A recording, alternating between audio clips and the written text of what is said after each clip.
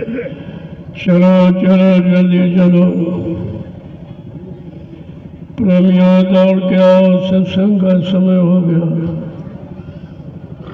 सब लोग सामने आके बैठो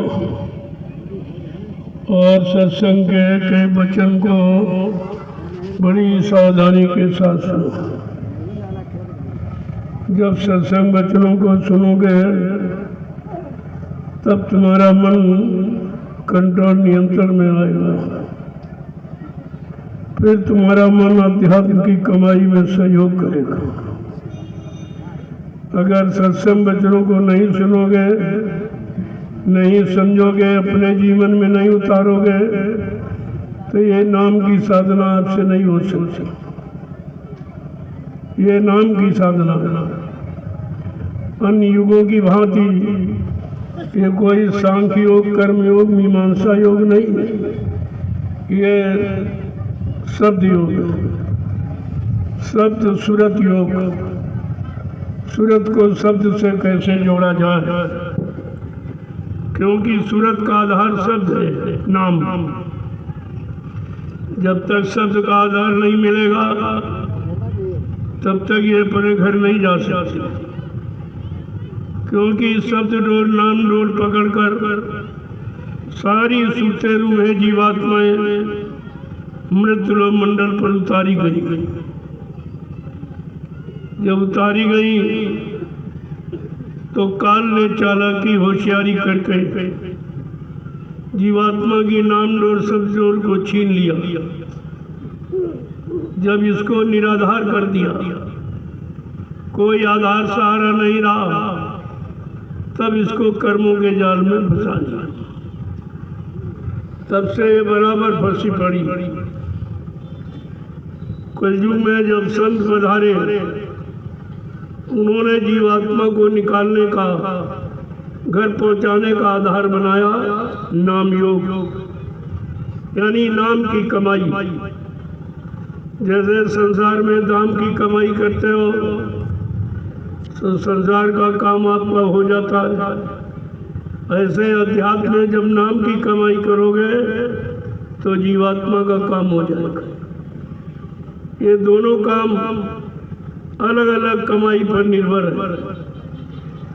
आत्मा रुपए, धन दौलत, सामान से नहीं जगती, न राजपाट जमीन से जगती है, और न वो काल माया के किसी सामान का प्रयोग करती।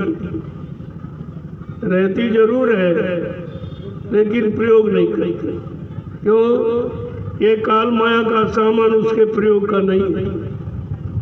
ये तो मन को फंसाने का है, और काल माया ने कर्मों का ये जाल बना दिया और भोगों का दाना डाल के सब मन को फंसा दिया। अब ये मन बेचारा इतना फंस गया है कि सारी शक्ति इसने भोगों में खर्च कर दी, बर्बाद कर दी। अब इसके पास इतनी शक्ति नहीं रही कि ये खुद चलकर जीवात्मा के पास पहुंच सके, और जीवात्मा बेचारी इंतजार कर रही मन का, क्योंकि जब सत्यलोक से उतारी गई तो बीच में त्रिकुटी धाम, जहाँ मन का स्थान है, मुकाम मंडल है, वहाँ पर इसने मन को साथी बना लिया। कहा चलो हम तुम दोनों नीचे चलेंगे और सब देख करके वापस आ जाएंगे, और बिना तुमको साथ लिए मैं वापस नहीं आऊंगा। इस वचन में वो बेचारी फंस गई।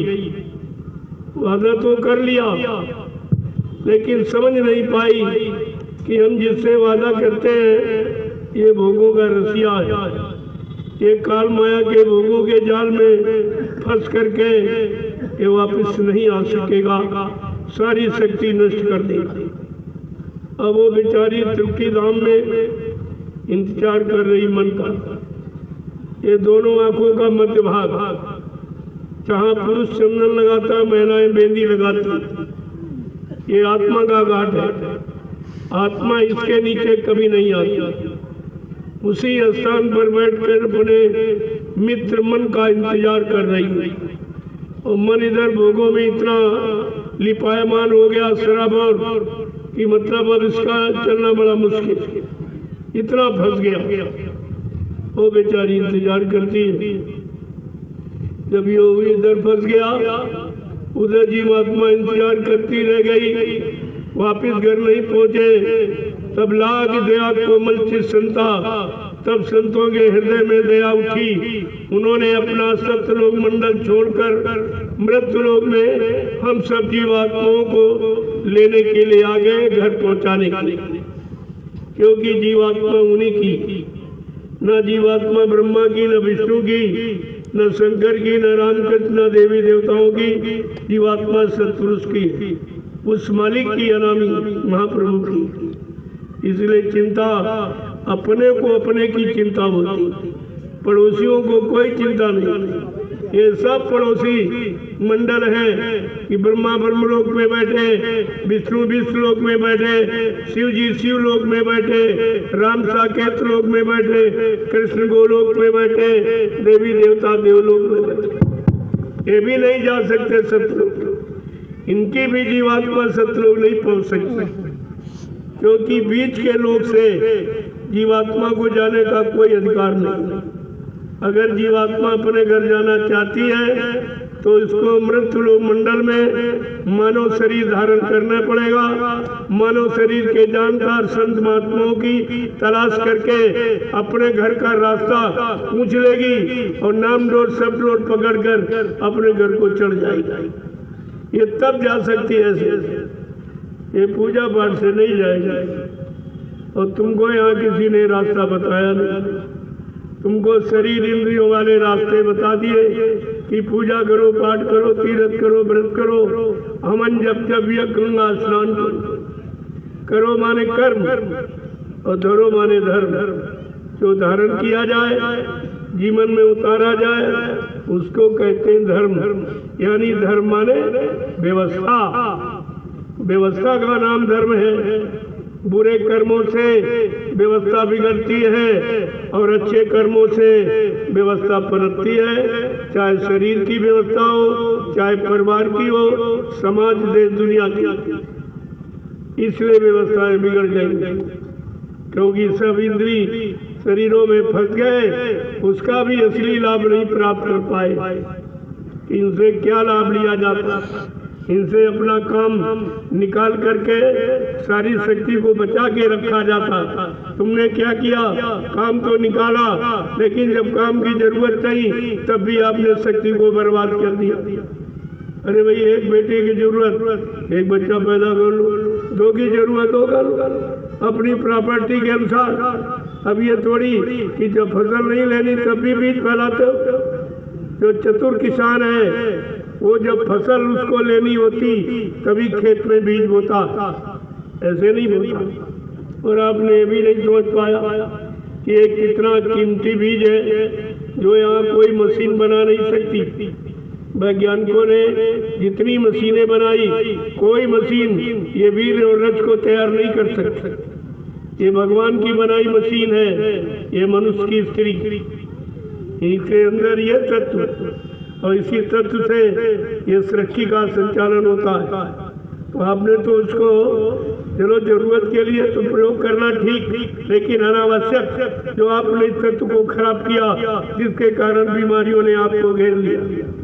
जब तुम कमजोर हो गए, शक्तिहीन हो गए, मतलब यानी बलहीन हो गए, तब यानी बीमारियों ने तुम्हें कमजोर समझ के घेर लिया। अब तुम किसी बीमारी से लड़ नहीं सकते, वो कीटाणु तुम्हारे में नहीं रहे। इसीलिए कहा ब्रह्मचर्य जीवन और वीर नाशी मृत्यु है। ये दोनों को कितना स्पष्ट कहा कि वीर का संचय करो तो तुम्हारा जीवन निरोग और पूरा 100 वर्ष से ज्यादा भी आप व्यतीत कर सकते हो। अगर इस तत्व को आपने नष्ट कर दिया तो बीच में शरीर छूट जाएगा और फिर आपको दोबारा मिलेगा। इसलिए संत महापुरुषों के वचनों को बहुत सोच समझ के उनको करो तो तुम्हारा चौमुखी लाभ। उनके वचनों से हानि नहीं, साधु से होए न कारज हानि। साधु संत महात्माओं से कभी भी काम की हानि नहीं होती। वो जो भी करेंगे तुम्हारे लाभ के लिए। तुम्हें विषय भोगों से निकालने के लिए करेंगे। उनका कोई काम न फंसने का न फंसाने का। लेकिन इस बात को जीव बेचारा कैसे, जब सत्संग सुनोगे, बहुर काल करिए सत्संगा तबे होए संशय सब भंगा। कहते हैं बहुत समय तक जब सत्संग करोगे, सुनोगे, पढ़ोगे, पढ़ाओगे, सुनाओगे नहीं, करोगे।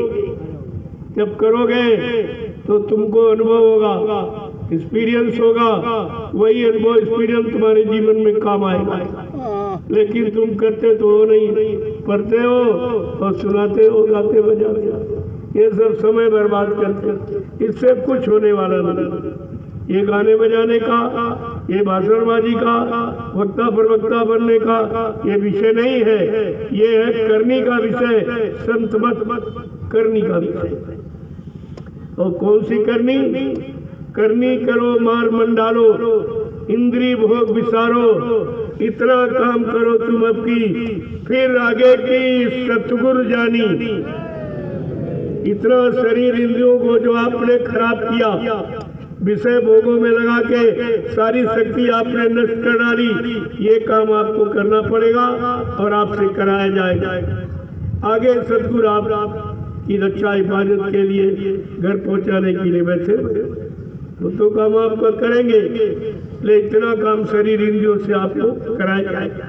समर्थ होते हुए भी इतना काम जीव से इसलिए कराएगा कि दोबारा जीव फिर गलती न करे, दोबारा विषय भोगों तरफ न जाए, तो शक्ति को बचा के रखे। और यही शक्ति आत्मा को जगाने, परमात्मा के मिलाने में आपकी सहायक हो। इसलिए संत महापुरुषों ने कहा, घर गृहस्थी परिवार में तो रहो, लेकिन संयम से। जब संयम शब्द नहीं समझ पाए जीव, तो उनको खोल के करना पड़ा कि ब्रह्मचर्य का पालन करो। महीने में 29 दिन होते हैं, 29 दिन ब्रह्मचर्य का पालन करो, तब भजन पर बैठो। और एक दिन बिगड़ जाए तब बैठो, तो आपको पता चल जाएगा कि बिना ब्रह्मचर्य के भजन हो ही नहीं सकता, कोई नहीं कर सकता। ये तुम्हारा सुमरन क्यों नहीं होता? यही कारण, मन मरा न इंद्री भोग तजा, वो सुमिरन करना क्या जाए, वो सुमिरन जीव नहीं कर सकता, उसका मन साथ नहीं दे सकता। आलस्य और प्रमाद ये साधक का दुश्मन, ये दुश्मन है आलस। क्योंकि आलस नींद सतावे उनको जो काम क्रोध लोभ मोह अहंकार के वशीभूत हो जाते हैं, उनको ये सताती, फिर उनको साधना नहीं करने देंगे, नाम की कमाई नहीं करने देंगे। इसलिए जो शुरुआती साधक, जिनकी प्रारंभिक साधना प्रारंभ की है अभी हाल हाल में, उनके लिए बहुत हिदायत है। उनके लिए लिखा है, जदप मात भगिनी सुता तबु न बैठो पास, प्रबला है ये इंद्रियां करो न मन विश्वास। यद्यप तुम्हारी बहन बेटी माई क्यों न हो, लेकिन एकांत में कभी मिलने बैठने की कोशिश मत करो, ये शैतान मन कब कहाँ कैसे धोखा दे। इतनी हिदायत साधक के लिए। बात तो आप समझते नहीं, कहते हो सुमरन नहीं बनता, ध्यान नहीं, भजन नहीं। अरे पहले उस बनने की करनी तो करो, बिना करनी के तो कुछ होगा। और करनी आपको समझ में भी आए नहीं, तुम वो भोगों वाली संसार वाली काल की करनी करते रहते हो, तो उससे जीवात्मा थोड़ी जगेगी। उससे जीवात्मा का जगने का समय और यानी मतलब खराब हो जाएगा। इसलिए संसार में रहने को मना नहीं है, लेकिन संसार तुम्हारे में न घुसने पाए, ये चौकसी आपको रखनी है। संसार में रहो, संसार तुम्हारे में घुसने न पाए। परिवार समाज में रहो, लेकिन भोग तुम्हारे में घुसने न पावे, ये चालाकी आपको रखनी है। जो ये चालाकी करता वही समय का बुद्धिमान व्यक्ति कहलाता। तो बात आपको समझनी चाहिए। लेकिन जब सत्संग सुनोगे तब, अभी तो सत्संग सुनाने की तैयारी करेगा और जीवों को सत्संग सुनने के लायक बनाया जाए, अगर सूरज शब्द योग की साधना का विषय भी शुरू कर दिया जाए तो तुम सब लोग सोने लगोगे। इतना नीरस विषय है जीवात्मा का, क्योंकि मन को मनोरंजन चाहिए, उसको तो वो तो मनोरंजन चाहता है। और ये रूखा फीका यानी रास्ता है संत मत का, जीवात्मा को जगाने का। मन राग में है, जीवात्मा विशुद्ध वैराग। अब रागी और वैरागी अनुरागी आप इन्हीं में अंतर नहीं समझ पाए हो तो फिर साधना क्या करेंगे। इसलिए धीरे धीरे आप पर उतना वजन डाला जा रहा जितना आप कर सकते, इसीलिए तो देर है। इधर से कोई देर नहीं आपकी तरफ से, इधर तो पूरा मसाला बना के तैयार कर दिया और कहा जिस दिन तुमको उससे काबिल देखा जाएगा उसी दिन ये सब सौंप दिया जाएगा। वो वापिस लौटा के सत्य लोग थोड़ी ले जाएंगे, वो देने आए हैं दे के जाएंगे। अब ये है देने के लिए या तुम्हें उसके लायक बनाने के लिए कोई योजना है, कोई व्यवस्था है, कोई भूमिका है, कुछ तैयार करनी पड़े, बनानी पड़े, ये तो उनके ऊपर निर्भर है। और ऐसी भूमिका व्यवस्था जो आप कर सकते, सरल से सरल सोच के रखी जाती है कि आपको धीरज से संसार से, समाज से, परिवार से, भोगों से कैसे हटाया जाए, कैसे अलग किया जाए। तो धीरे धीरे धीरे ये युक्ति आपके लिए बनाई गई। अभी एक युक्ति आपके सामने बनाई गई जो 2 महीने आप लगातार यानी काफला करके आए। परिवार, समाज, भोगों से अलग पूर्ण ब्रह्मचर्य का पालन ऐसे करा दिया जाएगा। कराने वाला इतना समर्थ है वो बिना कराए तो मानेगा नहीं और आपसे करा लेगा। कहा था बच्चा मैं भजन कराना जानता हूँ, भजन करा लूंगा, हमें कोई स्थिति परिस्थिति क्यों न बनानी पड़े, कोई लीला, कोई खेल, कोई तमाशा चमत्कार क्यों न करना पड़े, लेकिन मैं भजन कराने आया हूँ और भजन करा के मानूंगा। वैसा मत समझो कि हम नहीं करेंगे, नहीं हो रहा, नहीं होगा ऐसा। इसलिए उस समय का बाउंडेशन 1000 वर्ष का रखा कि 1000 वर्ष के लिए सतयुग लाऊंगा, ये नहीं किसी के द्वारा। कहा इस कलयुग में 1000 वर्ष के लिए सतयुग लाऊंगा और जितने जीवों को नाम दान दिया इनकी सबकी जीवात्मा को घर पहुंचा दूंगा। इसलिए 1000 वर्ष का समय रखा गया। इतने में तो आप पहुंच ही जाओ। नहीं अब की बार तो दूसरी बार, नहीं दूसरी बार तो तीसरी बार, बराबर मानव जन्म दिलाया जाएगा भजन करने के लिए। और अगर अभी कर लो सामने तो आपके लिए बहुत सरल। अभी तो कुछ है नहीं, अभी तो कराने ले जाने वाला तुम्हारे साथ है, तो अभी आपको करना कहाँ, केवल आदेश हुकुम का पालन करना, वो तो काम तुम्हारा हो ही जाएगा। लेकिन अब की बार जिन लोगों ने नहीं किया, नहीं समझ पाए इशारा, तो फिर उनके लिए बड़ा कठिन हो गया, क्योंकि फिर कोई सहयोगी नहीं मिलेगा, तुम्ही को अकेले करना पड़ेगा। इसलिए उन कमजोर और अभागे जीवों के लिए जो समय की बात नहीं सुनते, नहीं समझते, सदगुरु को नहीं पहचानते, युक्ति को नहीं अपनाते, उनके लिए 1000 वर्ष रखा गया। कहाँ जाओगे तुम भक्त, सदगुरु तुम्हारे पीछे ही पड़ा, वो बिना लिए तो जाने वाला है नहीं। वो अन्य शक्तियों संतों की बात नहीं कि आए और चले गए, वो इसलिए आया ही नहीं, वो अपनी इच्छा से मानो चोला धारण करके आया। उसको किसी ने यहाँ भेजा नहीं है और ना यहाँ के से कोई भेज सकता। न मृत्यु उसको यानी लग सकती है, न मृत्यु सता सकती है, न मृत्यु उसको मार सकती। वो अजन्मा है, अजन्मा ही रहेगा। और आपसे वादा भी किया, मैं अजर अमर देश से आया हूँ, और बच्चा, जब तक तुम्हारी जीवात्मा को अजर अमर देश नहीं पहुंचा दूंगा, मैं चैन से बैठने वाला नहीं हूँ। जब तक मेरा एक भी जीव यहाँ रहेगा, मैं बराबर मौजूद रहूंगा। जब मेरे जगह सारे जीव चले जाएंगे, मैं पीछे से जाऊंगा। तुम्हारे लिए इतना बड़ा वादा है और तुम अपने वादे को नहीं समझ पा रहे, अपने कल्याण लाभ को नहीं समझ पा रहे। क्या सृष्टि में और किसी ने ऐसा वादा तुम्हारी जीवात्मा के कल्याण के लिए किया है? कितना कठिन वादा और कितनी परेशानी उठाई। किसी गुरु ने अपने शिष्य की जीवात्मा के कल्याण के लिए ये परेशानी नहीं उठाई कि अपने शिष्यों को सुख शांति बनी रहे, इन्हें कोई कष्ट न मिले, और जीव यानी अपने शिष्य के सारे कष्ट मुसीबतों को लेकर और शरीर पे गट्ठर बना के और जेल चले गए। मैं वो 75 का समय बहुत खराब था, कोई बिरला ही बच पाता, लेकिन उन्होंने तो वादा किया है, जिनको मैंने नाम दान दिया उनको अकाल मौत में नहीं जाने दूंगा। ये उनका वादा है।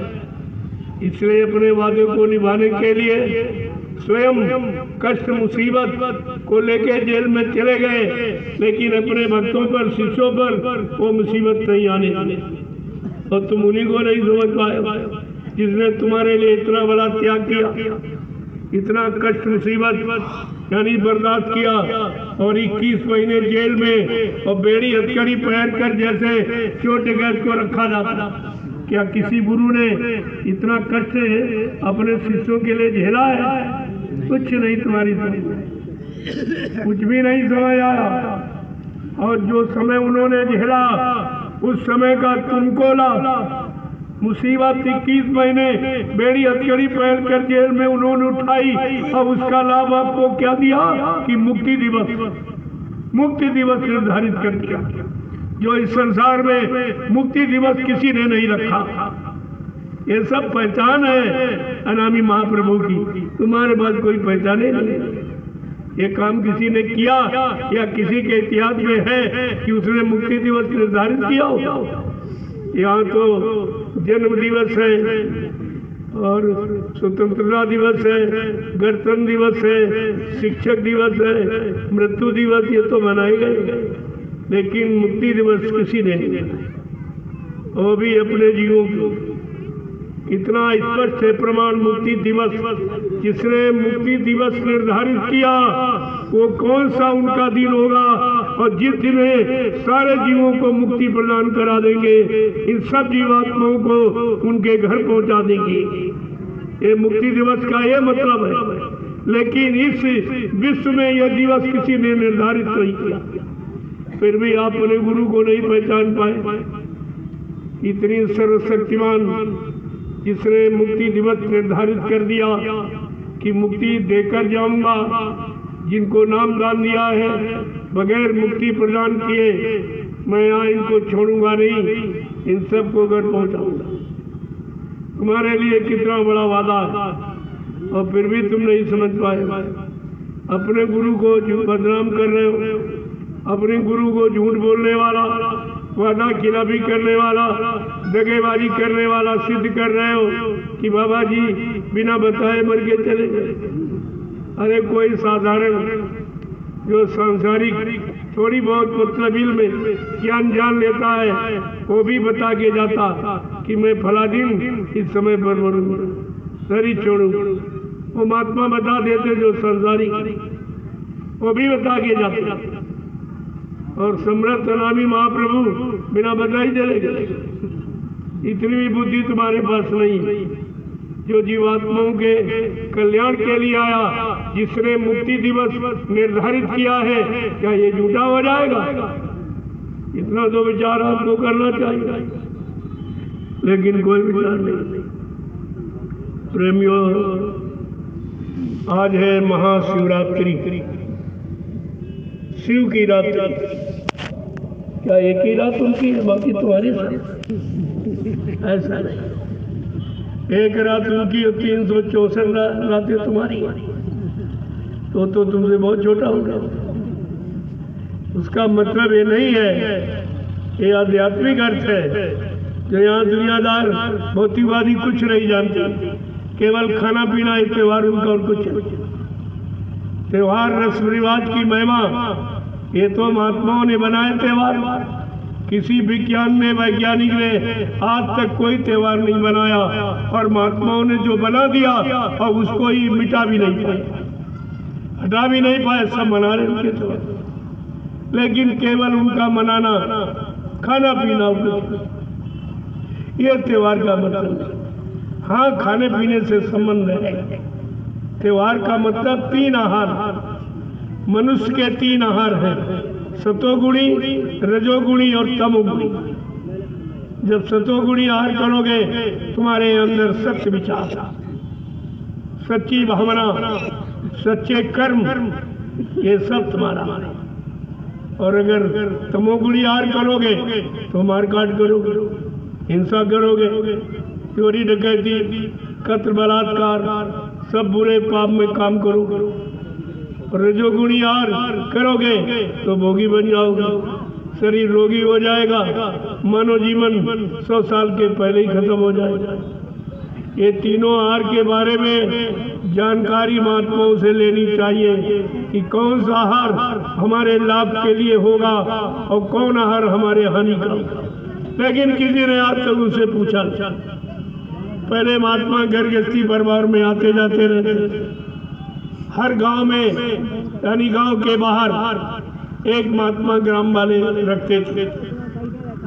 उनके भोजन की व्यवस्था और झोपड़ी बना देते। वो महात्मा अपनी आध्यात्मिक कमाई से गांव की रक्षा, गांव के ग्रामवासियों की रक्षा करते रहते। लेकिन आज वो भी खत्म सब, अब तो कुछ नहीं। तुम्हारे लाभ पाने का कोई रास्ता ही नहीं रहा, सारे रास्ते खत्म हो गए। अब हानि और दुख तकलीफ, बीमारी, महामारी, लड़ाई झगड़ा, दैवी प्रकोप, दुर्घटना, अकाल मौत, इसके सिवा आपके पास कुछ नहीं, सब चला गया। तो त्योहार का अर्थ नहीं बताया। शिव मानी शक्ति, इस दिन भगवान शंकर ने शक्ति प्राप्त, कौन सी? अपना तीसरा दिव्य नेत्र खोल। यही युक्ति जो तुम्हें मिली, ये नामदान जो मिला है, ये जीवात्मा की तीसरी आंख खुलने का, जीवात्मा की आंख खोलने की युक्ति। ये संसार में प्रयोग की नहीं है, अध्यात्म में प्रयोग। तो उन्होंने उसका अभ्यास किया और आज की रात्रि में उनको ये दिव्य दृष्टि प्राप्त हो गई। बस वो त्योहार मनाया जाए। तो दिव्य दृष्टि की बात तो कोई जानता नहीं, और न कोई पूछता, न कोई बताने वाला है, न कोई दिव्य दृष्टि खोलने वाला है। तो वो त्योहार खाने पीने में, ये खाओ, ये पियो, अरे तो रोज ही करते, ये तो आप रोज ही खाते पीते, आज भी वही काम करोगे तो फिर त्योहार का मतलब क्या होगा? तो भगवान शंकर ने अपनी दिव्य दृष्टि आज की रात में खुल गई थी साधना के बाद। यही नाम की कमाई। क्यों? गोस्वामी महाराज ने लिखा है, उन्हें से कौन सा जाप किया? जपऊ जाए शंकर सतनामा, हुई है हृदय तुरंत विश्रामा। कहा शंकर जी ने सत्यनाम का जाप किया, उनके हृदय में शांति, बस वो साधना में लग गए और नाम की कमाई करके उन्होंने अपना ये दिव्य नेत्र, आत्मा की तीसरी आंख। लेकिन आगे का गुरु नहीं मिला तो अपने देश में ही रह गए, शिवलोक में ही बैठे हैं। आगे का सदगुरु मिलता तो आंख खुल गई तो उसको ऊपर ले जाते और इनको घर पहुंचा दिया। तब इनको नहीं मिला, ये भी बेचारे रह गए। जब ये नहीं जा पाए, ये कलयुग का ये गंगा जी है, कहाँ पहुंचने वाले? इसके बाद तो कुछ भी नहीं, सब गंदा ही है। तन गंदा, मन गंदा, इंद्रिया गंदी, खान पान गंदा, कमाई गंदी, सब रहन सहन यानी संग सोबत और कर्म सब गंदा। इससे तो ये साधना हो ही नहीं सकती। लेकिन संतों ने क्या कहा, कलयुग सम नहीं आन युग नो नर कर विश्वास। कलयुग के समान जीवात्मा को जगने का और घर पहुंचने का दूसरा कोई युग नहीं। क्यों? संत आ गए, उन संतों के वचनों पर अगर ये विश्वास कर लिया तो इसका काम हो जाएगा। और तुमने गुरु पर विश्वास नहीं किया, विश्वास तो दूर रहा और प्रचार कर दिया कि बाबा जी मर के चले। ये प्रचार और कर दिया। विश्वास करने की जगह इतना बड़ा अविश्वास कि ये काम कभी नहीं होगा। क्यों? जब करने वाला चला गया फिर कौन करेगा? इन्होंने तो ऐसा प्रचार किया है, सारे जीवों का बंटा ढार कर दिया। ये कितना बड़ा गुनाह पाप है, क्या इसकी सजा माफ हो जाएगी? इतने जीव नामदान पा गए, बेचारे नाम की कमाई करते, ऐसा भ्रमक प्रचार करके उनको सबको अलग कर दिया गुरु से, गुरु की चरण शरण से और सत्संग से और भजन से, सब अलग। इससे बड़ा कोई अपराधी नहीं है और ये अपराध माफ होने वाला है। चाहे कितनी युक्तियां तुम कर डालो, ये अपराध माफ नहीं होगा। क्योंकि जिस समर्थ गुरु ने कितनी कठिन यातनाएं भोगी, जेल में गए 30 महीने, बेड़ी हथकड़ी पैर कह रहे, और तुमने उनके जगाए जीवों को भ्रमित करके और मतलब यानी फिर उसी काल नगरी में भेज दिया। ये छोटा मोटा अपराध है? ये गुरु का अपराध किया। ये गुरु के अपराधी, क्योंकि गुरु ने जगाया और इन्होंने भटकाया और वहां से हटाया और वो स्वार्थ लोभ लालच में लगाया। इससे बड़ा अपराधी कौन है? और आपको इस पर विचार करना चाहिए। इन अपराधियों को क्या सजा मिलनी चाहिए और इनके साथियों को क्या सजा मिलनी? जो चोर को सजा, वही चोर के साथी को सजा। मैं बराबर इशारा कर रहा हूँ 10 बरस से। अब भी आपके लिए मौका है। जो गुरु का नहीं हुआ वो तुम्हारा क्या हो सकता? जिसने गुरु को धोखा दिया और संगत को, वो तुम्हारा क्या होगा? इस पर आपको विचार करना चाहिए। लेकिन विचार तो कुछ नहीं, क्योंकि तुम्हारे अंदर विचार पहले से घुस गया। वो तुम्हें सत विचार में और सत्य विचार सत्संकल्प में आने ही नहीं देगा।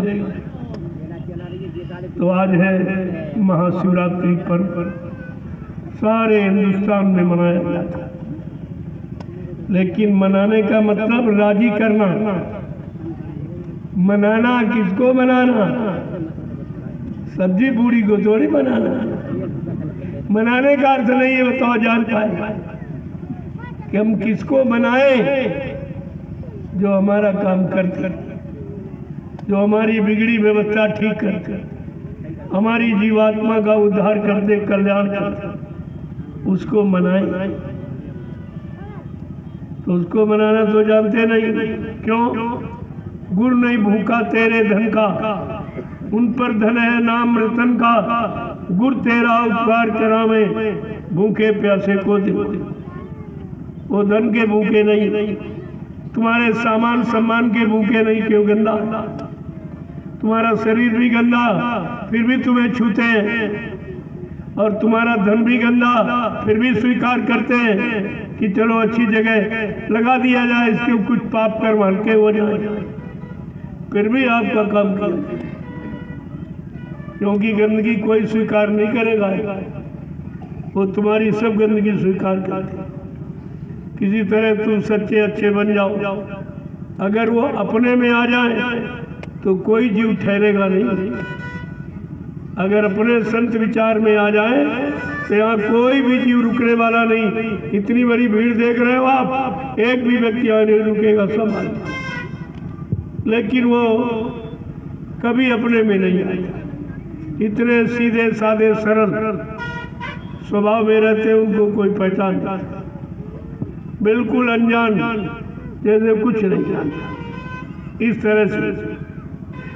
तो उनकी ये दयालुता है, उनका ये दया का बाना है, जो दया करने आया है, जो दयालु है, वो कभी अहंकार, गरुड़ गुमान, घमंड किसी चीज का नहीं, बिल्कुल सबसे छोटा, दीनहीन बन जाता, सबको प्रणाम करता है, जो सबको प्रणाम करता वो सबसे छोटा।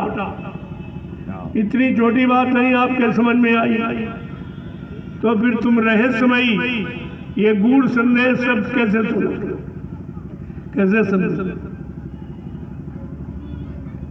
कि जाना चाह सी गूढ़ गति है वो, और नाम जी है जप जानो तेऊ।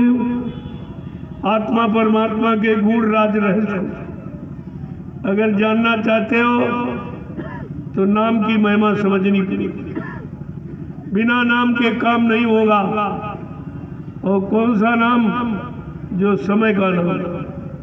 समय के जीवों के लिए समय का नाम चाहिए। पुराने नाम से तुम्हारा कोई काम नहीं, और उसी में तुम्हारा समय सब चला गया, मर के चले गए, किसी का काम न किसी को वो नाम वाला मिला, क्यों पहले चला गया। जिसको लाखों बरस हो गए यहाँ से, वो आपको कैसे मिलेगा? अरे यहाँ कल कोई खत्म हो जाए और तुम आज बुलाओ तो नहीं आए। ये आने जाने बोलने वाला काम ही खत्म उसका हो गया जब चला गया। और जिसको कहे लाखों बरस हो गए और तुम आज सीताराम राधे श्याम चिल्ला रहे, वो कैसे आएंगे? अगर आए होते तो किसी को जरूर मिले होते। तुम पंडा पुजारियों से पूछिए, तुम कितने दिनों से मंदिर धर्मस्थलों में पूजा पाठ कर रहे हो, क्या जिसकी पूजा की वो मिला? वो बताएगा कि भाई नहीं मिला। जो रात दिन पूजा करता मंदिर में रहता उसको नहीं मिला, और तुम तो कभी कभी जाते हो, तुम्हें कहाँ से मिल जाएगा? तुमको कहाँ से मिल जाएगा?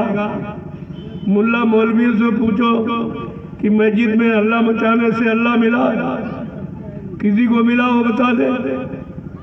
जब उनको नहीं मिला तो तुम्हें कहाँ से मिल जाएगा?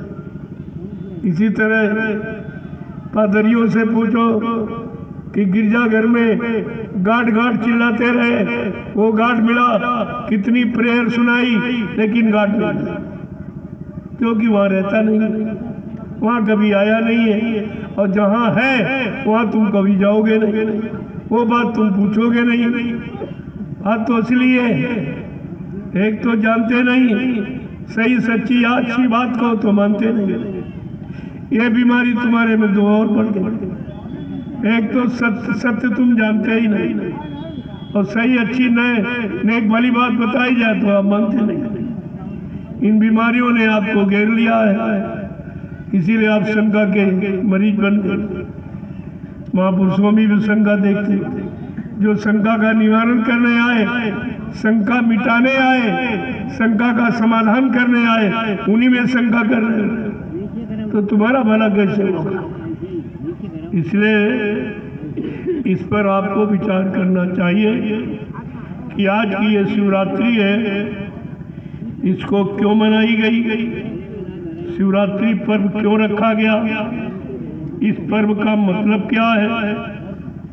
तो कहते हैं किसको मनाऊं? कहा जिन्होंने पाया उनको मनाओ। अगर शंकर जी ने पाया तो आप उनको मनाओ। मनाओ का मतलब उनसे मिलो, उनको अपना बना के पूछो कि तुमने कैसे पाया, क्या हमको भी प्राप्त करा सकते हो?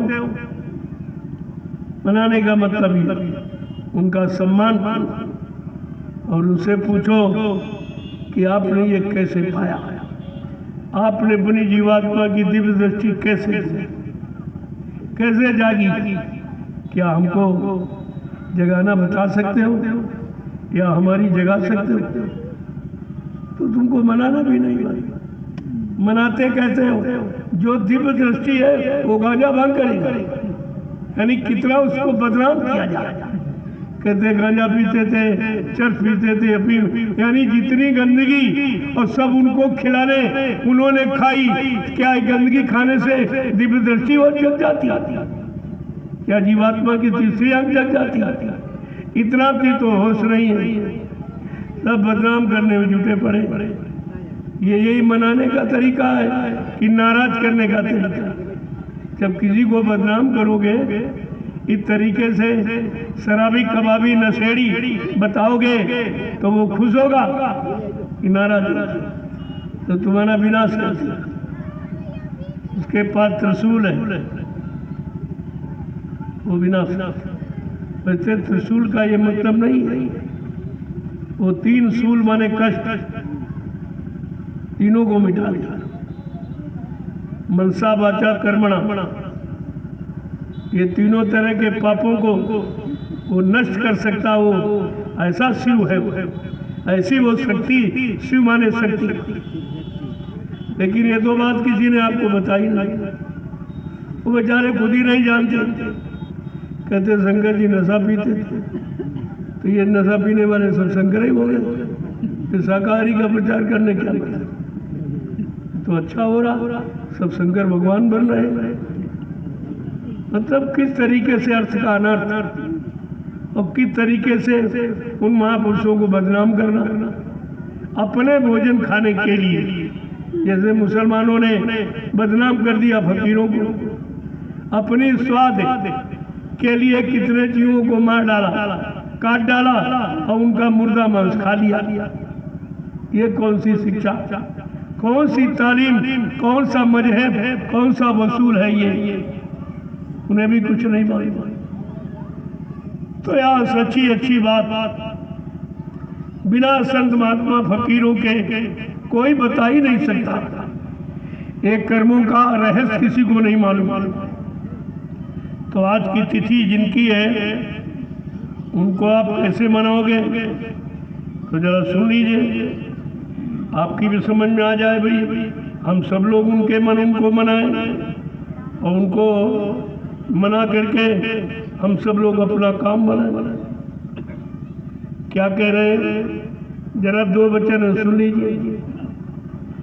कैसे के शंभु मनाऊं बिना गुरु भेद न पाऊं, कैसे के शंभु मनाऊं बिना गुरु भेद न पाऊं, कैसे के शंभु मनाऊं बिना गुरु भेद न पाऊं। देखो तुम शब्दों को दोहरा भी नहीं पाते तो तुम कर क्या पाओगे? करना तो और कठिन होगा। इतनी मेमोरी याददाश्त तुम्हारी कमजोर कि कहे हुए अक्षरों को तुम दोहरा बना।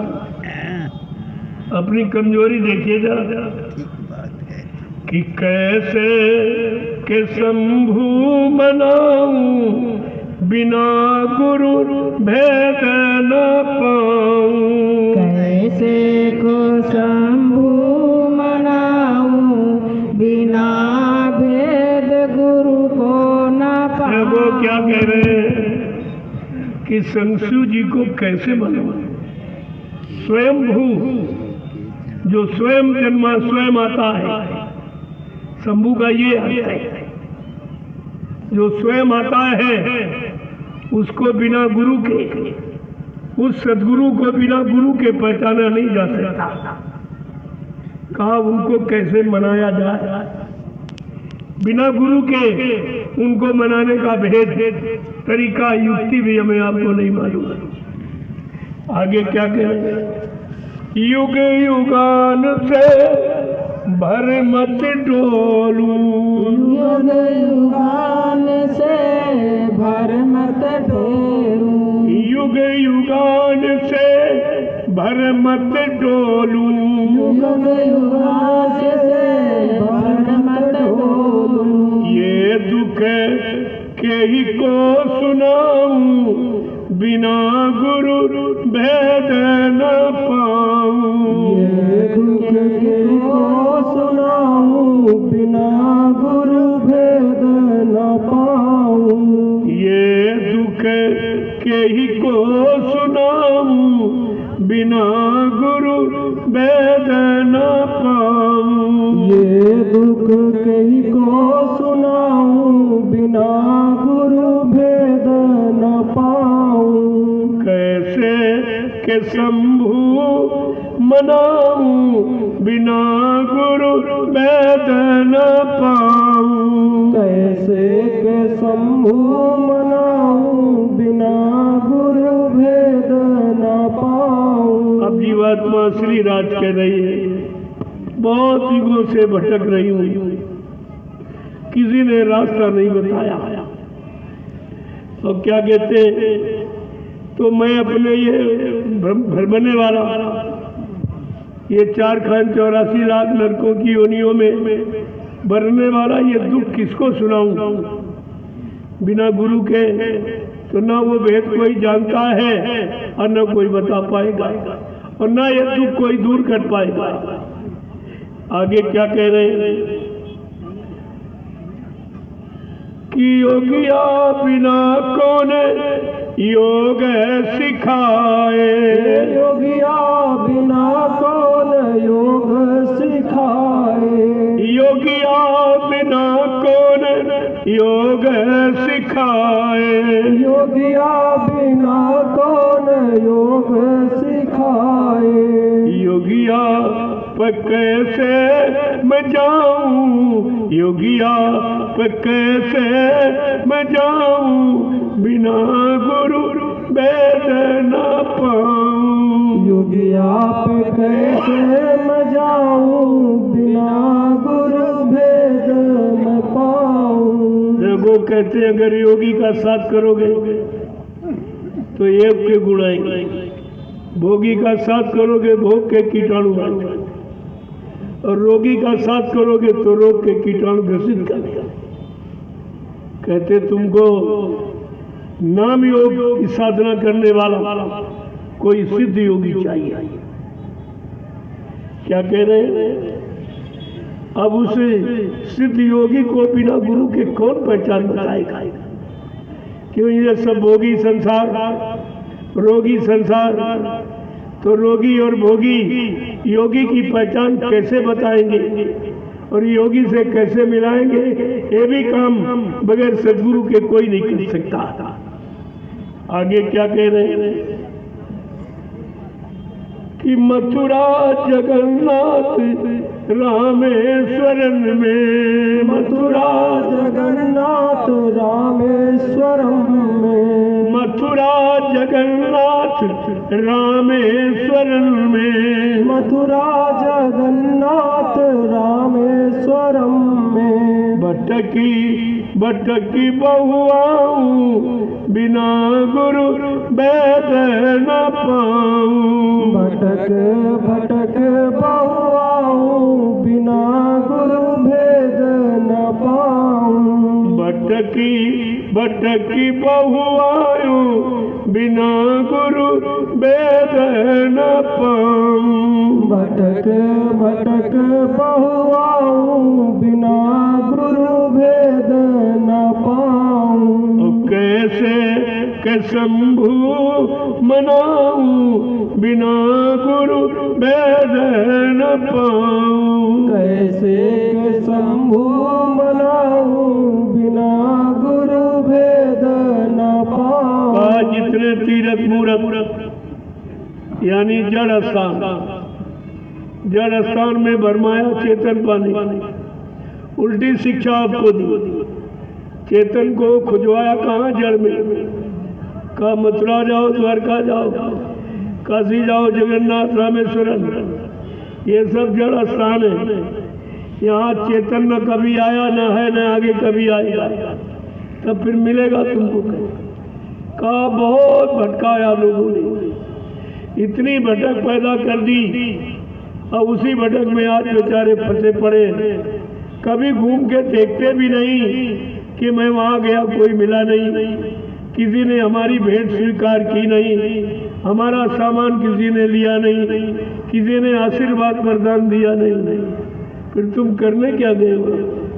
इतनी भी सोच समझ जीव के अंदर नहीं रही है, ये जड़ता की ममता में फंस गया। क्या कह रहे हैं? चारों तरफ भटक भटक घूम करके फिर वापस घर आ गया। जिसके लिए गया वो मिला नहीं, जिसकी खोज करने गया वो भी नहीं। आगे क्या कह रहे हैं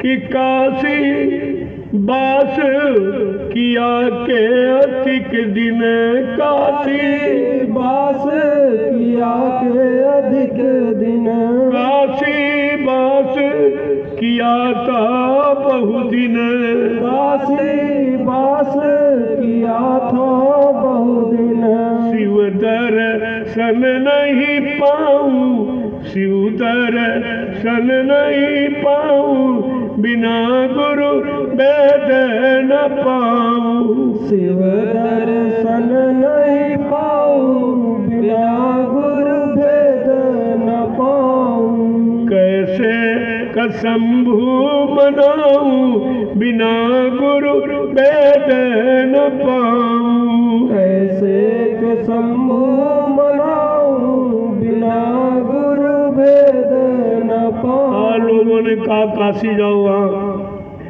शंकर भगवान बोले मिल जाएंगे। कला बहुत दिन वहां निवास किया, लेकिन शंकर नहीं मिले। कोई मुलाकात नहीं, कोई बात नहीं।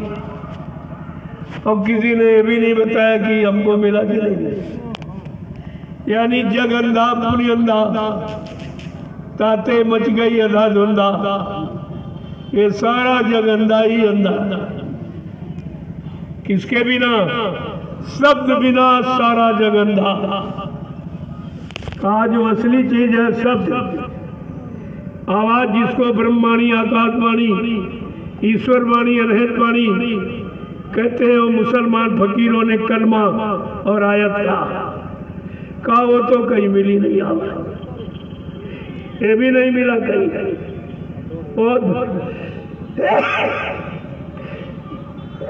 कहते बहुत भटका, काशी गया, वहां निवास किया बहुत दिन। इस सारे की शंकर मिल जाएंगे, शिव जी मिलेंगे, भोले जी मिलेंगे। काला बोला गोला कोई नहीं, कोई मिला ही नहीं। आगे क्या कह रहे हैं? एक एक चीज को कैसे समझा के कह रहे देखो कि अगणित मंदिर, अगणित मूरत, अगणित मंदिर, अगणित मूरत, अगणित मंदिर, अगणित मूरत, अगणित मंदिर, अगणित मूरत, सब जग माथे झुकाऊं, बिना गुरु भेद न पाऊं, सब जग माथे झुकाऊं, बिना गुरु भेद न पाऊं, सब जग माथे झुकाऊं, बिना गुरु वेद न पाऊं, सब जग माथे झुकाऊं, बिना गुरु भेद न पाऊं। देखो कितनी बड़ी अज्ञानता और पाप। जहाँ पर जीवात्मा बैठी है, इन लोगों ने पत्थर में झुका दिया, कागज में झुका दिया, पानी में, तीरथ में मोड़। यानी जीवात्मा का प्रणाम सिर्फ मालिक के लिए और किसी के। कहते हैं इन लोगों ने तमाम मंदिरों में, मस्जिदों में, धर्मस्थलों में, तीर्थ में, मुहूर्त में, सब जगह मतलब यानी मत्था झुकवा दिया, टिकवा दिया, लेकिन कहीं कुछ नहीं मिला। जिसके लिए झुकाया वो भी नहीं मिला, और ये अपराध अलग से हो गया। यह स्थान केवल मालिक के लिए, किसी के लिए नहीं। आगे क्या कह रहे हैं कि बिल्व पत्र फल फूल विविध विधि, बिल्व पत्र फल फूल विविध विधि, बिल्व पत्र फल फूल विविध विधि, बिल्व पत्र फल फूल विविध विधि, भरी भरी दोना चढ़ाऊं, बिना गुरु वेद न पाऊं। भरे भरे दोना चढ़ाऊं, बिना गुरु वेद न पाऊं। भरी भरी दोना चढ़ाऊं, बिना गुरु वेद न पाऊं। भरे भरे दोना चढ़ाऊं, बिना गुरु वेद न पाऊं। बिलपत्र माने बेल के पत्ते, शंकर जी पर बेल के पत्ते चढ़ाए, इस पर भी शंकर जी नहीं राजी हुए। बरबर दोना फूल चढ़ाए, उस पर भी नहीं राजी हुए। उन पर दूध चढ़ाया, पेड़े बतासे चढ़ाए, लेकिन वो राजी नहीं हुए। और तुमने पूछा भी नहीं कि इनकी नाराजगी का कारण क्या है। हमने तो बहुत सम्मान किया, अब तुम मुर्दे पर फूल चढ़ाओ और मुर्दे पर मतलब यानी उसको प्रणाम करो, तो मुर्दा कुछ देगा क्या तुमको? ये भी नहीं पता है कि देने वाला जड़ है कि देने वाला चेतन है। इतनी जड़ता की ममता में सारे जीवों को फंसा दिया। गोसाई महाराज लिखते हैं, जड़ चेतन ग्रंथि पड़ गई, यद्यप मृखा छूटत कठिनाई। कहा काल माया ने जड़ चेतन की गांठ लगा दी। यद्यप झूठ है, लेकिन बिना सदगुरु के तुम उस गांठ को खोल नहीं सकते। कि छोरन ग्रंथि पाय जो कोई, और तब यह जीव कृतार्थ होई।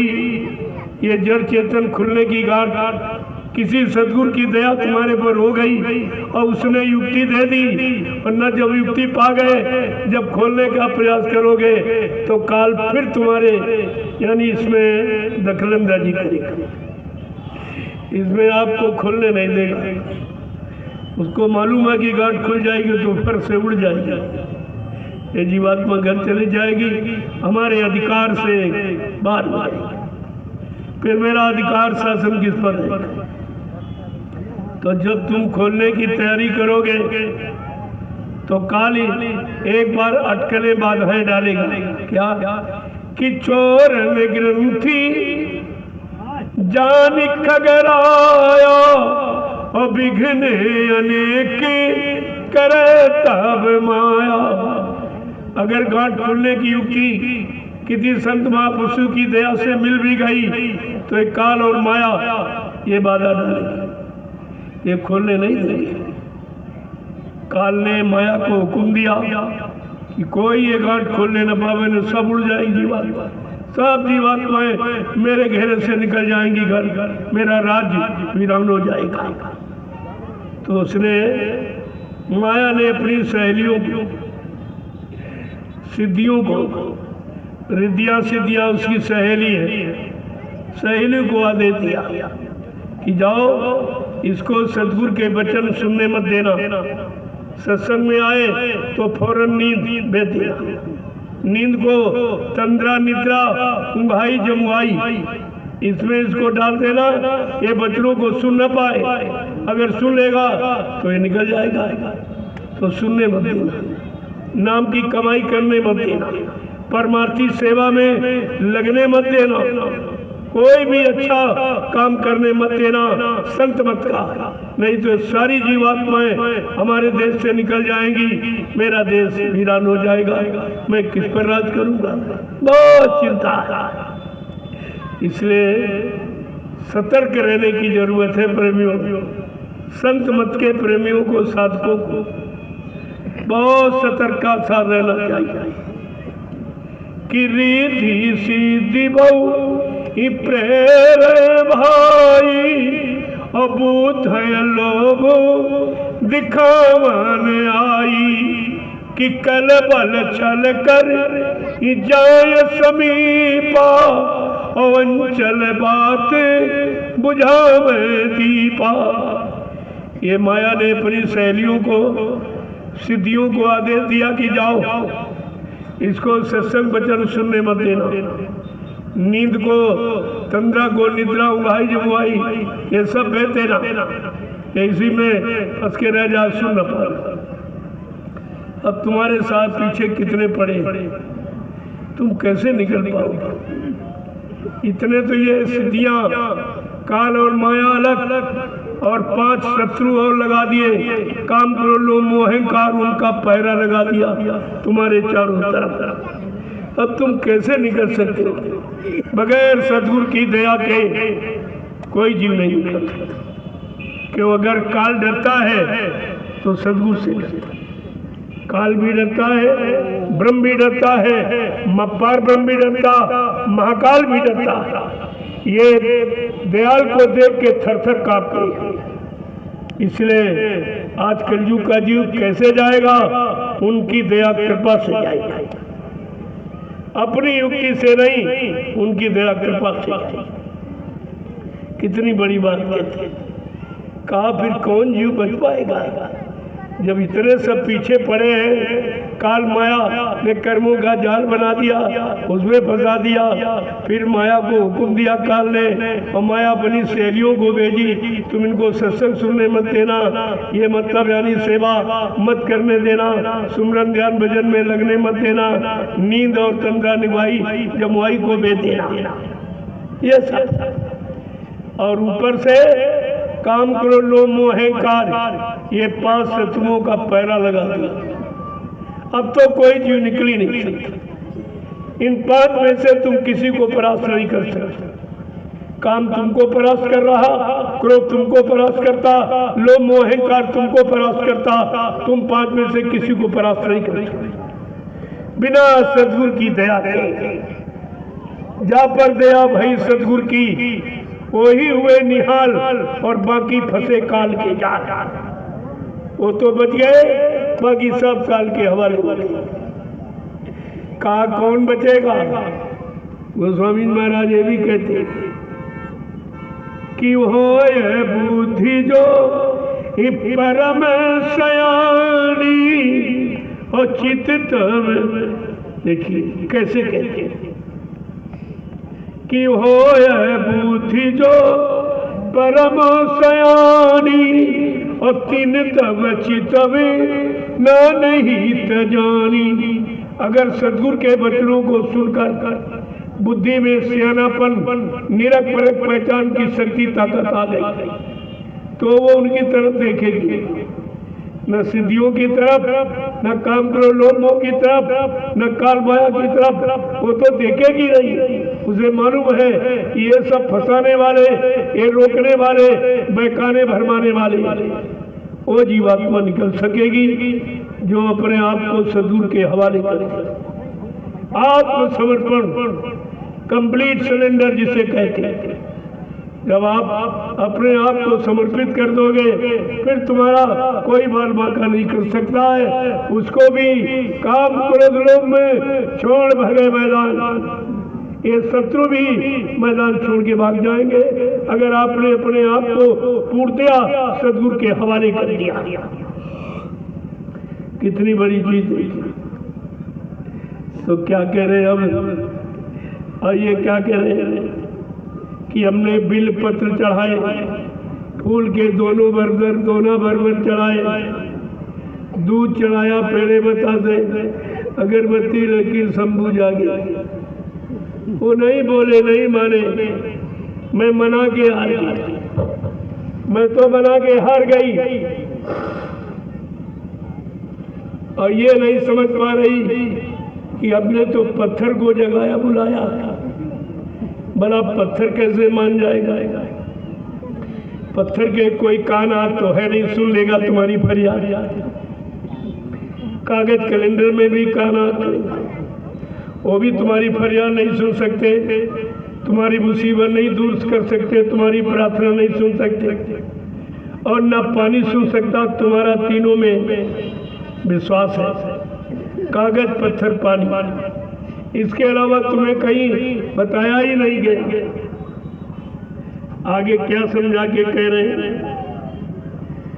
कि सब कुछ करी जब मैं था कि सब कुछ कर जब मैं था कि सब कुछ करी जब मैं था कि सब कुछ कर जब मैं था कि तब सतगुरु ढिंग आऊं तब सतगुरु ढिंग आऊं बिना गुरु वेद न पाऊं तब सतगुरु ढिंग आऊं बिना गुरु भेद न पाऊं कैसे कसंभू मनाऊं बिना गुरु वेद न पाऊं कैसे शंभु मनाऊं बिना गुरु भेद न पाऊं। कहते नाना प्रकार के यत्न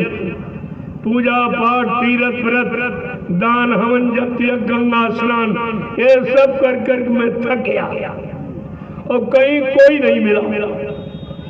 न गंगा में गंगा जी मिली और न पत्थर में विष्णु जी मिले, न शंकर जी मिले, न रामकृष्ण मिले, न कोई देवी देवता मिले।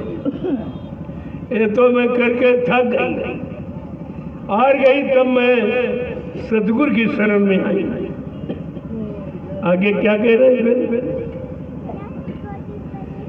कि जय गुरुदेव मिले शिव मोही जब जय गुरुदेव मिले शिव मोहे जब जय गुरुदेव मिले शिव मोही जब जय गुरुदेव मिले शिव मोहे जब तब दर्शन शिव पाऊं तब दर्शन शिव पाऊं बिना गुरु वेद न पाऊं तब दर्शन शिव पाऊं बिना गुरु भेद न पाऊं कैसे कसंभू मनाऊं बिना गुरु वेद न पाऊं कैसे शंभु मनाऊं बिना गुरु भेद न पाऊं।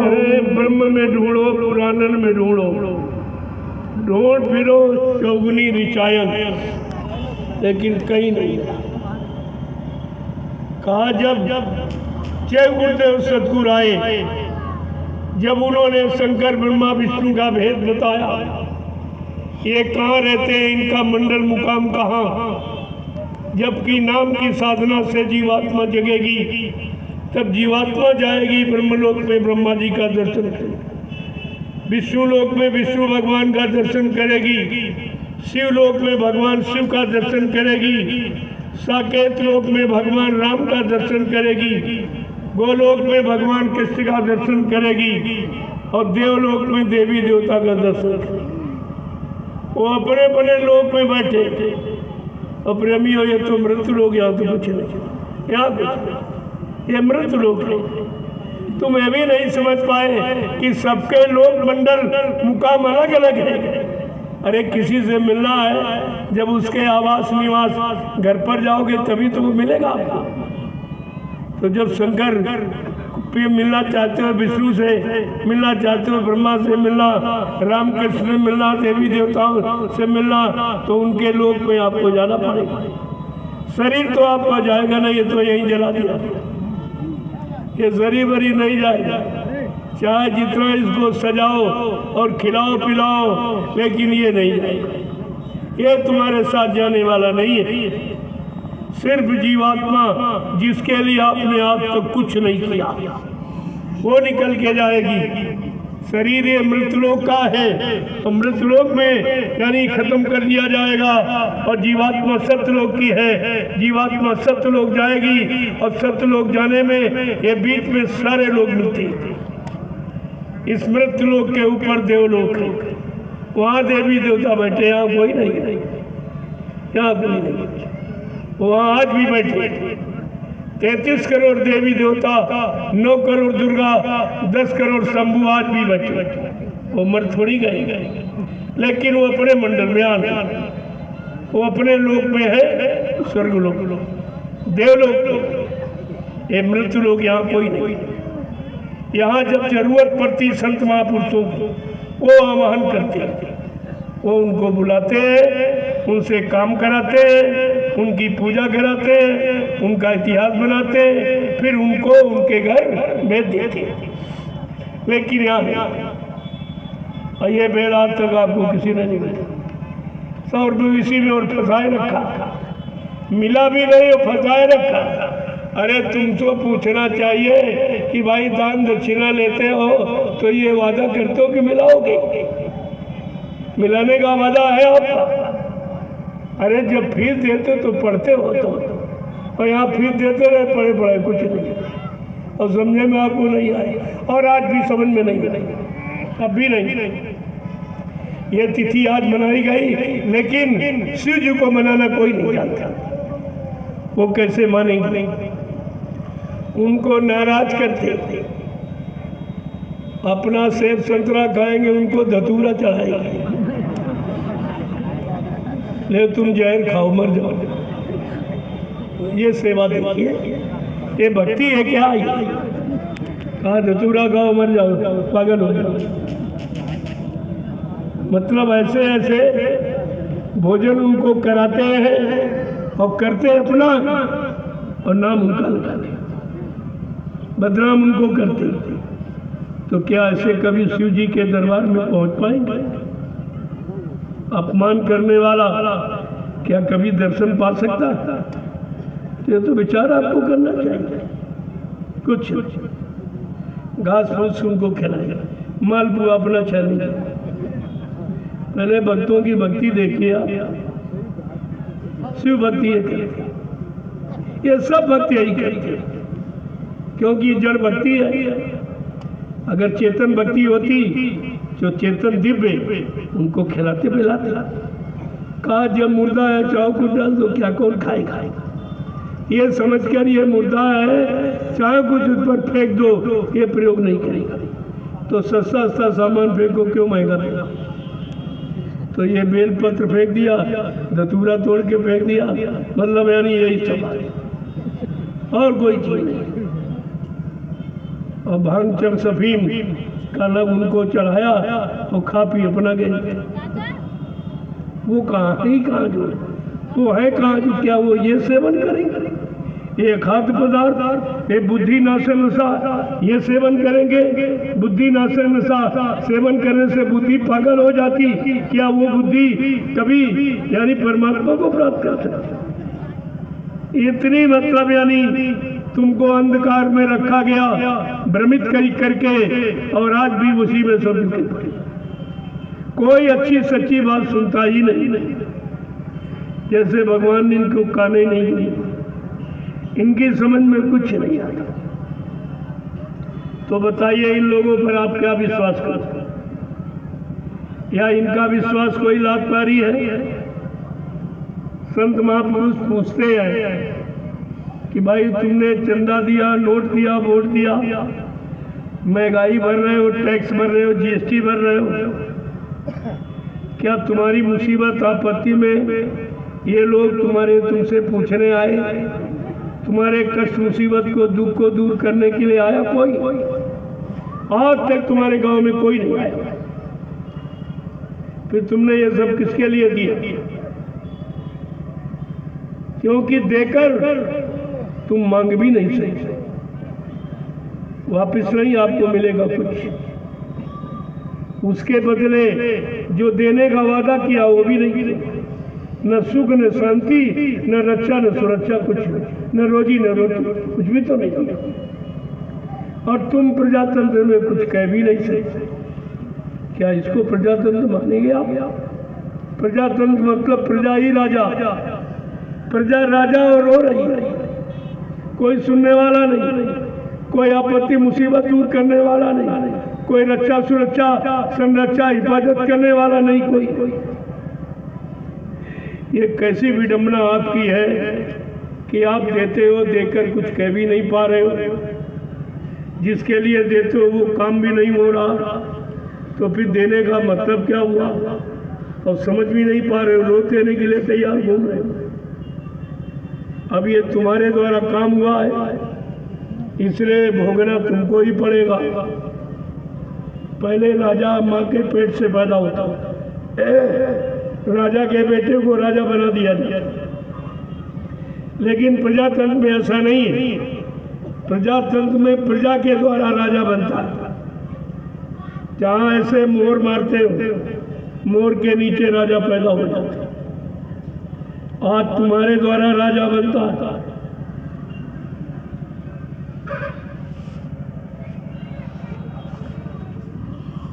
इसलिए सारा अधिकार आपको, लेकिन अधिकार का प्रयोग करने का अधिकार, ये अधिकार आपको नहीं मिला और तुम कुछ कह भी नहीं सकते। यही अधिकार कि रो भी नहीं सकते हो, रो के बता भी नहीं सकते हो, अपने परेशानी, अपना दुख, अपना दर्द, अपनी मुसीबत तुम कह भी नहीं सकते। ये कैसा प्रजातंत्र? प्रजा को कहने का, बोलने का, रोने का कोई अधिकार ही नहीं। तुम कब जागोगे? तुम ऐसे पहले सो गए तो मुसलमानों ने हिंदुस्तान पर 350 वर्ष राज किया और तुमको गुलाम बना के रखा। फिर तुम इसी तरह सो गए तो मुट्ठी भर अंग्रेज आए, उन्होंने 250 वर्ष भारत को गुलाम बना के रखा और 70 साल से अब फिर सो रहे हो। क्या तुम जीवन सोने में निकाल दोगे? क्या दुख, तकलीफ, आपत्ति, मुसीबत में अपने जीवन को व्यतीत कर दोगे? इतना तो विचार आपको करना चाहिए, लेकिन कुछ तुम्हारी समझ में कुछ नहीं आता। एक तो कोई कहने वाला नहीं। अगर महात्मा तुम्हारी तरफ से कुछ कहे, कुछ सचेत करें, जानकारी दे तो आप मानते नहीं। काम तो 2 ही तरीकों से होता, या स्वयं आप सक्षम हो जाओ, कर लो, या जो कर रहा हो उसको आप सहयोग दो। आपसे कितनी बार कहा तुम हमें सहयोग करो, मैं तुम्हें व्यवस्था दूंगा। जो वादा कोई नहीं किया, व्यवस्था का वादा किसी ने नहीं किया। ये सब काम करने का वादा है। अब आपको केवल समझने की देर है। अगर समझ के खड़े हो जाओ तो ये तो मिनटों का काम, ये घंटों का नहीं, मिनटों का काम है। कहा था बच्चा, मैं चुटकी बजाते परिवर्तन कर दूंगा।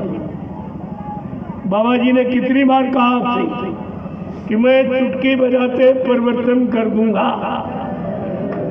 और आपने वो भी नहीं समझा, वो भी नहीं समझ पाया। उसके लिए कितने तरीके अपनाए जा रहे हैं। कैसे आप जागोगे, कैसे होश में आओगे? बैठ जाइए, आप लोग खड़े क्यों? बैठिए बैठिए। वो तो बात बताई थी, अभी थोड़ी जहाँ खड़ा होना वहाँ बताएंगे, कहाँ खड़ा होना। ये तो खड़े होने की बात बताने का स्थान है। जहाँ खड़ा किया जाएगा वो स्थान बताऊंगा।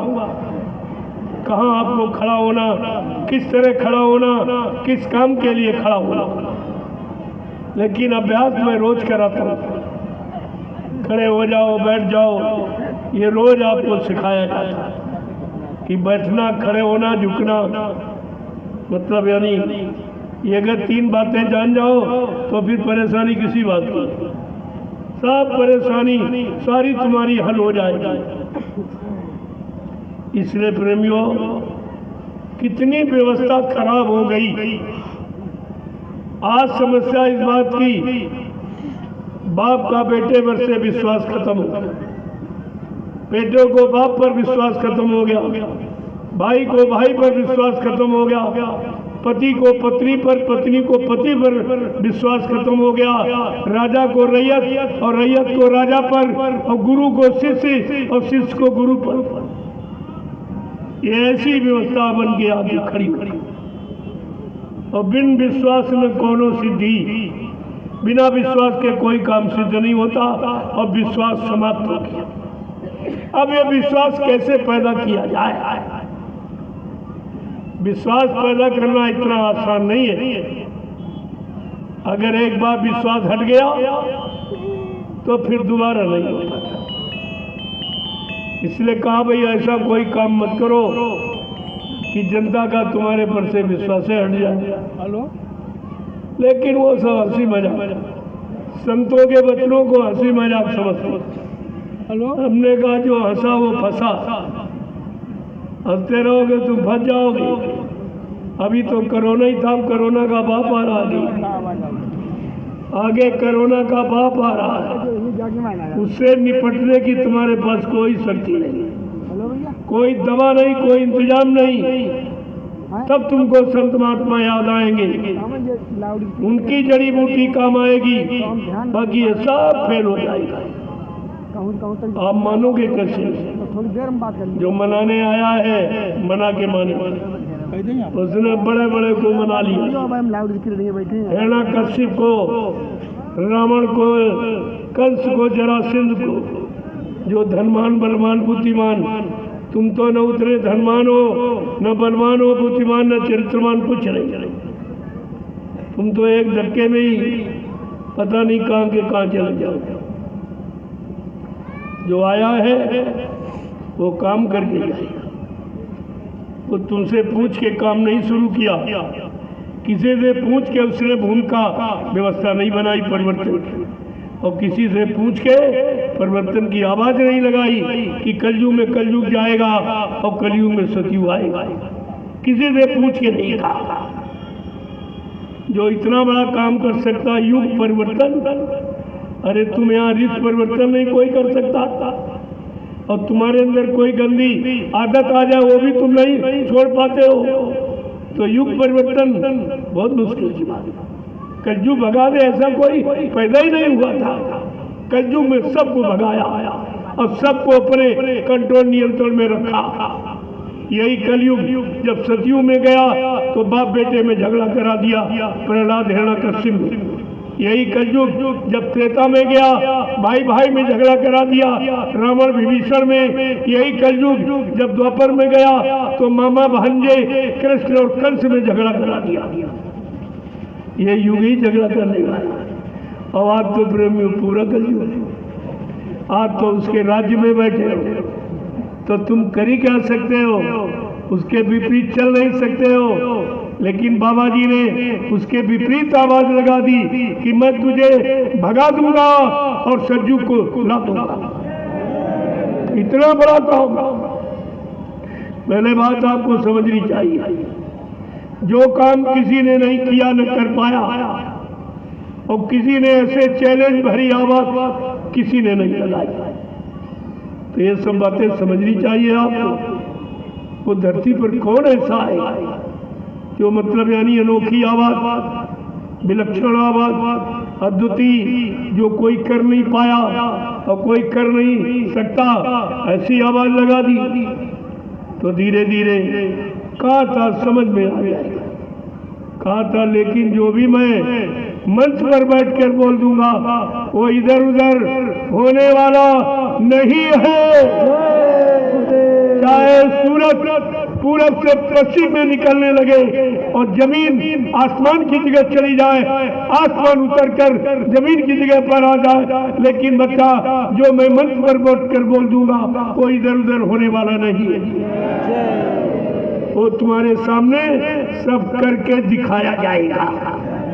थोड़े समय का इंतजार कर लीजिए, क्योंकि इंतजारी सबने की। भगवान राम चाहते तो अयोध्या से सेना फौज लाके लंका पर चढ़ाई करके रावण को मार सकते थे, लेकिन नहीं, 14 वर्ष इंतजारी की। बिना इंतजारी का कोई इतिहास नहीं बनता है। इतिहास बनाने के लिए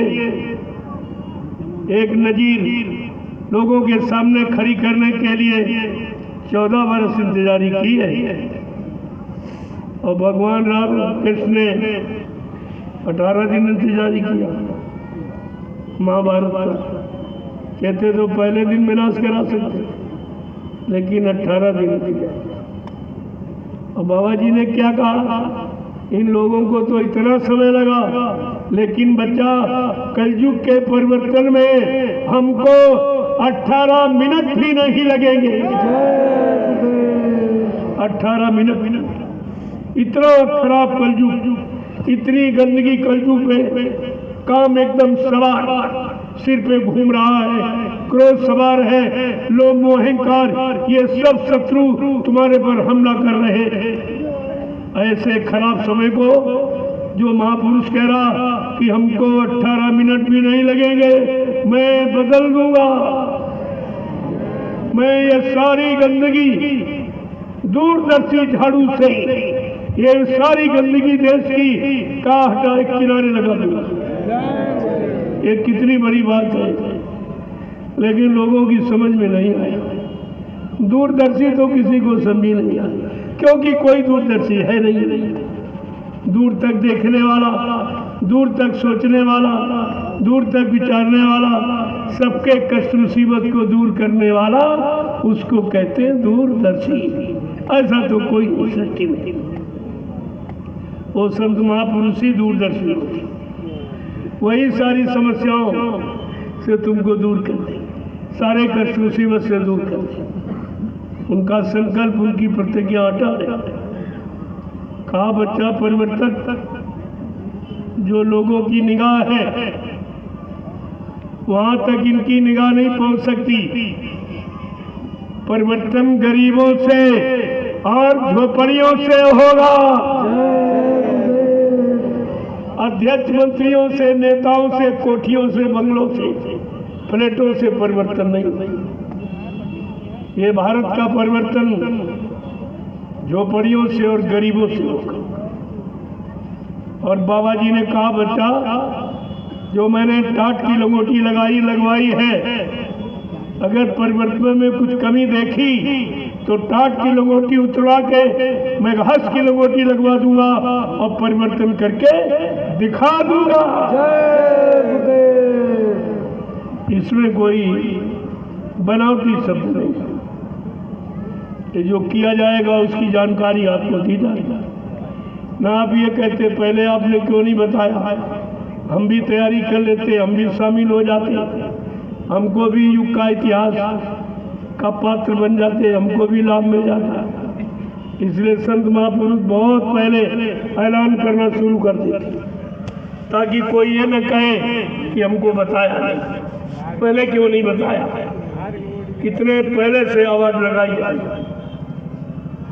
लेकिन समझ में इतनी जल्दी नहीं आ रही, क्योंकि तुम्हारी आंखें बहुत थोड़ी दूर तक देख सकती, और दूरदृष्टि के द्वारा ये बनाया गया, उसको बताया जा रहा है। जो दूर तक देख रहा है, भूत वर्तमान को जानता है, मृत्यु लोक से लेकर सत्यलोक अनामी धाम तक सब बैठ के देख रहा है, तो उसका ये विषय है। ये विषय चर्म चक्षुओं का नहीं, ये शरीर की दो चमड़े की आंखों का विषय नहीं है। और तुम ज्यादा इन्हीं आंख, इन्हीं कान, यही बुद्धि से सोच सकते, तुम आत्माओं की बुद्धि से थोड़ी समझ सकते। इसीलिए तुम शंका में चले जाते हो। तुम्हें यह सोचना चाहिए कि भाई वो कर रहे हैं वो जाने, हमको जो कहेंगे हम तो वो करेंगे, जो बताएंगे वो मानेंगे, जो सुनाएंगे वो समझेंगे। इतना तक आप प्रण कर लो तभी तुम्हारा काम बन जाएगा। तो ये सब विषय है सोचने समझने का। जय गुरुदेव, जय गुरुदेव, जय गुरुदेव, जय गुरुदेव। नाम किसका? प्रभु का। जय गुरुदेव। नाम किसका? प्रभु का। प्रभु का प्यारा नाम। जय गुरुदेव। अब आप लोग खड़े हो गए, देखो ज्यादा लोग हैं, समय कम, तो सुना समझदार की रहती सारा ही काफी। कह तो सबको दिया, बाकी क्या। अब आप आज का महाशिवरात्रि पर्व का प्रसाद, ये प्रसाद आपकी तमाम तरह की बीमारी परेशानियों को दूर करेगा। प्रसाद की वजह से मैंने थोड़ा जल्दी बंद जब किया। मालिक बोलना बंद कर देंगे ना ये जरूरी है, सत्संग तो अभी कल होगा, समय मिलेगा तो परसों भी होगा, क्योंकि परसों कन्या पूजन है। अगर कन्याओं से समय मिलेगा तो मंच पर आऊँगा, अगर ज़्यादा आ गई तो उनको महाप्रसाद देने में, बरकत देने में समय निकल जाएगा। लेकिन कोशिश करूँगा कि मंच पर अवश्य, क्योंकि ये 5 दिवसीय कार्यक्रम, ये मंच से संदेश प्रसार होता है। जय गुरुदेव, जय गुरुदेव, जय गुरुदेव। नाम किसका? प्रभु का प्यारा नाम। जोर से बोलो, सब मिल बोलो, बोलना होगा, अभी से बोलो। दुख दर्द हरेंगे, सब कष्ट मिटेंगे, सुख शांति भी देंगे। सबके दाता, सबके मालिक, प्रेम से बोलो। ये नाम नहीं इंसान का, ये काम नहीं इंसान का, इस बात को ध्यान रखो। एक काम प्रभु का, और प्रभु के काम को भला कौन रोक सकता है? जिसकी सारी सत्ता मृत्यु से एक लोक से लेकर सतलोक अनाविधाम, उसके काम को यहाँ कोई ऐसा पैदा ही नहीं हुआ इंसान जो उसके काम को रोक दे या उसके काम को करके दिखा दे। ये दोनों बातें। तो देखो, सब मैं तो सबको बुलाता, मेरे पास कोई विरोध नहीं। तुम लाल पगड़ी बांधो चाहे पीली, हमारा कोई विरोध नहीं है। मैंने पगड़ी की महिमा आपको बताई थी, पगड़ी की आलोचना नहीं की। जब मैं ये बताता हूँ आप गुलाबी पगड़ी बांध के आते हो तो मैं 1000 बार आपको प्रणाम करता हूँ।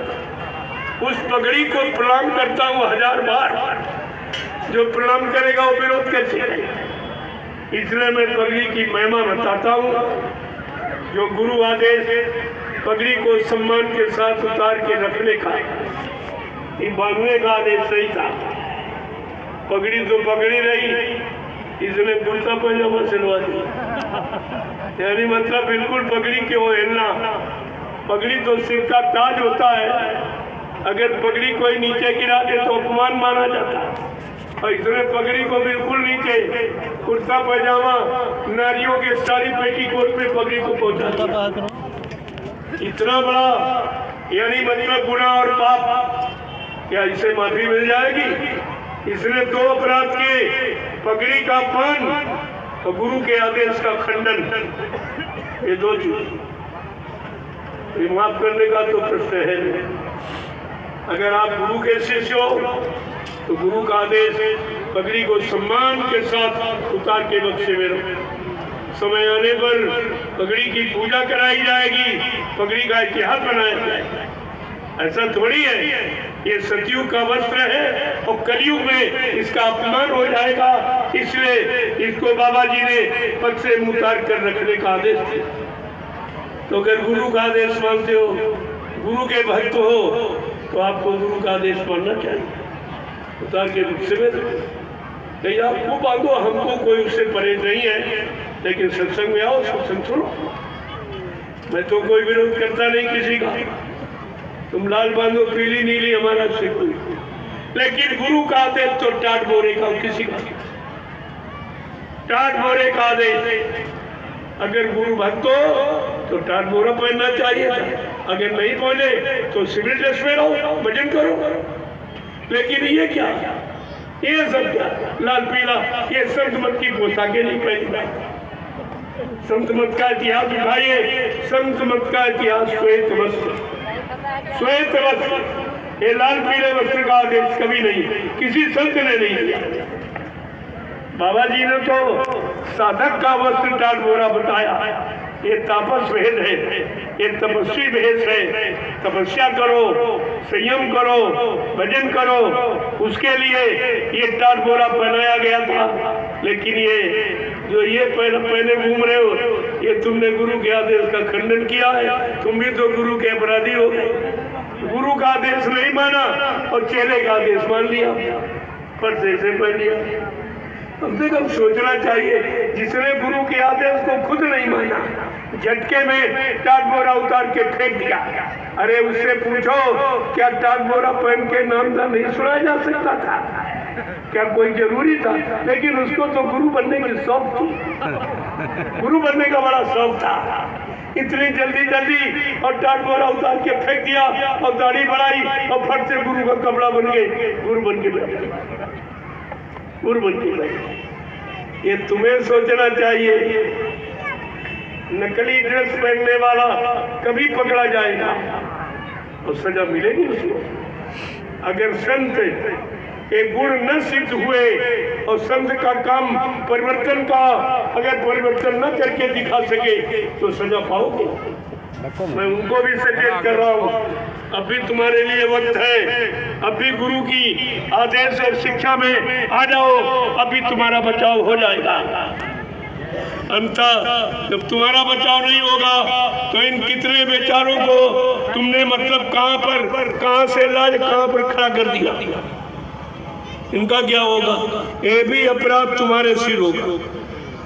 इतने लोगों को गुरु से हटाया, बहकाया, भरमाया, गुरु के आदेश से अलग किया, अपना आदेश चलाया कि बाबा जी अगर टाट पहनाते थे तो हम लाल कपड़ा पहना, हम भी तो गुरु। देखो नकल कैसी कर रहा है, बराबरी कर रहा है गुरु की। ये तो आपको सोचना चाहिए। बाबा जी ने वोट क्लब पर कहा था, बच्चा जो टाट बोरा उतार दे या फेंक दे उसको सत्संगी मत मानना, वो भविष्य में कोई बहुत बड़ा धोखा कर सकता। क्या इससे बड़ा कौन धोखा? गुरु बन गया, धोखा नहीं तो क्या? ये धोखा नहीं तो क्या है? जो नाम जगाता है वो नाम देता है, इसने कौन सा नाम जगाया है और उसमें फेर बदल करता है। बाबा जी ने जय गुरुदेव नाम जगाया तो प्रभु परमात्मा का बताया और इसने प्रभु परमात्मा नाम हटा दिया। अब इससे पूछो फिर ये जय गुरुदेव नाम तेरा है क्या? किसी इंसान का, कि शैतान का, ये किसका है और क्या समझ के इस नाम को लिया जाए? वो तो पागल है, तुम उसे पागल हो। तुम्हारी बात समझ में नहीं आई कि बाबा जी ने जय गुरुदेव नाम जगाया, जिसने जगाया उसने प्रभु परमात्मा का बताया और इसने प्रभु परमात्मा हटा दिया। ये तो तुम्हारे सामने किया गया और तुम लोग उसी जगह पर से घूम रहे। पूछ दिया जाए भाई जय गुरुदेव नाम किसका, क्या बताओगे? क्या आप जवाब देंगे? अगर भारत की जनता पूछे कि भाई जय गुरुदेव नाम किसका है तो तुम क्या बताओगे? कम से कम ये तो आपको ध्यान में रखना चाहिए था। बाबा जी ने पहले परमात्मा नाम बताया, इसके बाद जीवात्मा के उद्धार के लिए प्रभु नाम बताया। ये दोनों काम करेगा, समाज का कल्याण और जीवात्मा का उद्धार, ये दोनों काम करेगा। इसीलिए ये परमात्मा प्रभु ये दोनों का काम करेगा और इसने तो दोनों हटा दिया, न प्रभु रखा न परमात्मा रखा। तो इससे पूछो कि भाई ये किसका नाम? तुमने तो जगाया नहीं, तुम कोई अपना जगाओ फिर उसको कुछ भी करो, लेकिन जिसने जगाया उसने प्रभु परमात्मा का बताया और तुमने ये हटा क्यों दिया? कोई न कोई नाटक जरूर करेगा और तुमको उसी में उलझाए रहेगा, क्योंकि ये जान गया है कि हमारी गाड़ी फंस गई है, अब हम कैसे निकले। हमने कहा मैं निकलने नहीं दूंगा, मैं तो तेरे पीछे ही खड़ा हूँ। तू कहाँ जाएगा भक्के? कहाँ तू भक्के जाएगा? मैं तुम्हारे पीछे खड़ा हूँ। इसलिए ये ध्यान में रखना चाहिए। अब तो इतना बड़ा जनमत हो गया। मैं जब शुरू में निकला अकेला, बिल्कुल अकेला, एक भी आदमी मेरे साथ नहीं था, कोई चलने को तैयार नहीं, सब लोग डरते थे। कहा वो 2 है, तुम अकेले हो, तुम्हारा गोली से मार दी जाएगी, बम डाल दिया जाएगा, उनका प्रशासन है, जेल में आपको बंद कर दिया जाएगा। हमने इसकी धमकी मत दो। जेल में जाना मेरा पुराना काम है, जेल फिर से नहीं डरता हूँ। अभी इमरजेंसी में देखा आपने कितने जीव चले गए जेल में। ये वो तो भजन घर है, जेल तो हमारा सबका भजन घर है, उसका यहाँ डर भय नहीं है। सच्चाई को कहने में डर नहीं होता, ललकार के कहना चाहिए। और मैंने कहा, और 3 साल तो मैं ऐसे घूमता रहा, कोई नहीं मेरे साथ जुड़ा, सब डरते थे बेचारे। कभी 100 जुड़े हट गए, 200 जुड़े हट गए, 1000 जुड़े। धीरे धीरे धीरे धीरे मैं अपने काम में लगा। मैं दिन भर चलता था, यानी दिन भर बोलता, रात भर चलता। सोने का खाने का कई नाम नहीं, रात भर चलता था। 200 किलोमीटर 300 किलोमीटर जाना और सुबह से पहुंचकर वहाँ संदेश देना, मतलब यानी लोगों से मिलना, फिर इसके बाद चल देना। ये 3 साल बराबर लगातार। तब ये फुलवाड़ी आपके सामने दिखाई दी। ये 3 बरस की मेहनत, ये फुलवाड़ी है। उनके पास तो दोनों के पास वही पुरानी संगत है। उन दोनों ने तो एक आदमी भी नहीं कोई नया खड़ा किया, वही गुरु के जगाए जीव हैं, उन्होंने कोई जीव नहीं जगाया। और यहाँ जो ये देख रहे हो, इनको जगा के खड़ा किया गया। यहाँ ये मेहनत की गई है, वहाँ तो करी कराई मेहनत पर, वो भी नहीं रख पाए, वो भी कुछ नहीं कर पाए। तो काम तो खामी है। देखो कितनी जल्दी हो रहा, कितनी जल्दी 2 आश्रमों का निर्माण हो गया। 2 आश्रम, नैमिषारण्य में सतगुरु धाम और ये जय गुरुदेव आध्यात्मिक ज्ञान आश्रम रामशाला में श्री, ये दूसरा। 2 आश्रमों का निर्माण। जब देखा गया हमारा गुरु परिवार 45 करोड़ का, एक दिन सब आएंगे तो मैं कहाँ बैठा लूँगा। तो गुरु परिवार को बैठाने के लिए ये जगह बनाई जा रही है। और आपकी गाड़ी कमाई के द्वारा जब परिवार के लोग बैठेंगे, वो लाभ तुमको मिलेगा, क्योंकि जमीन तुमने बनाई है, व्यवस्था तुम्हारे द्वारा बनी है। इसलिए जो लोग आएंगे लाखों करोड़ों और सुमरन ध्यान भजन करेंगे, सत्संग सुनेंगे, सेवा करेंगे, यानी भंडारा चलाएंगे, ये लाभ तुम्हारे खाते में आएगा, क्योंकि व्यवस्था आपकी गाड़ी कमाई से बनाई जा रही है। इसलिए भूमि सेवा का विशेष महत्व है। भूमिदान सर्वोपरिदान, भूमि कोई चुरा नहीं सकता। सेवा तो चुरा भी सकते, इधर उधर कर सकते, लेकिन भूमिदान, इसलिए भूमिदान सर्वोपरि। भूमिदान के लिए जमीन हो जाएगी, सब आप लोग बैठोगे। मैं तो कोई अपने लिए तो मैं कुछ करता ही नहीं। आप देखते हो मैं झोपड़ी में रहता हूँ। मैंने लोगों से कहा, 2 साल पहले कहना शुरू किया, अगर नैमिषारण्य को आप लोग संभाल लो तो मैं दूसरी जगह बैठ जाऊंगा। ये लोग समझ नहीं पाए इशारा। जब वहाँ बन के सतगुरु धाम तैयार हो गया, ये सोचते थे बाबा जी इसी महल में रहेंगे, अपने लिए महल बनवाया हमने, तो तुम भूल गए। हमारी पहचान झोपड़ी है और झोपड़ी रहेगी। झोपड़ी में पैदा हुआ हूँ, झोपड़ी हमारी पहचान है। मैं उठाई गाड़ी और चल दिया, जंगल में जाके बैठ गया। अब ये लोग सोचने लगे यहाँ जंगल बहुत है, यहाँ शेर चीते हैं, बड़ा बियाबान जंगल, कोई गांव नहीं, कोई शहर कस्बा नहीं, कोई सड़क नहीं, यातायात कुछ नहीं, ये जंगल में आ गए। हमने कहा मैं यहीं रहूँगा। फट से मैंने प्लास्टिक की तानी झोपड़ी बनाई और 3 महीने उसी में गुजार दिया। ऐसे नहीं कि आप झोपड़ी में रहते हो तो हम कोई महलों में रहते हैं, ये नहीं है। और 1 साल अभी पूरा हुआ, 13 फरवरी 1 साल पूरा हुआ है, सब बन के तैयार हो गया। तो आप चल के उसे देखिए कि तुम जो देते हो, मैं तो मांगता नहीं हूँ, आप लोग अपनी इच्छा से सेवा भाव में देते हो कि चलो हमारा भी कुछ लग जाए, हमारे पास मौका नहीं तो हमारा गाड़ी कमाई लग जाए। तो मैंने कहा लगाई, उसको चल के देखो। मैं क्या करूँगा, मेरे तो कोई बीवी बच्चा है नहीं जिसके लिए मैं आपसे झूठ बोलूँगा या कोई बैंक बैलेंस भरूँगा, ये काम नहीं। मेरे पास कुछ नहीं है, एक नई पाई आप लोगों को, ये परिवार है, परिवार से कह दूंगा सब कुछ हो जाएगा। मेरे पास कुछ नहीं। मीडिया पत्रकार बड़ा हार गया कि नहीं आग विभाग में हमारे पास कोई खाता नहीं, कोई बैंक नहीं, कोई बक्सा नहीं, कोई तिजोरी नहीं, कुछ नहीं।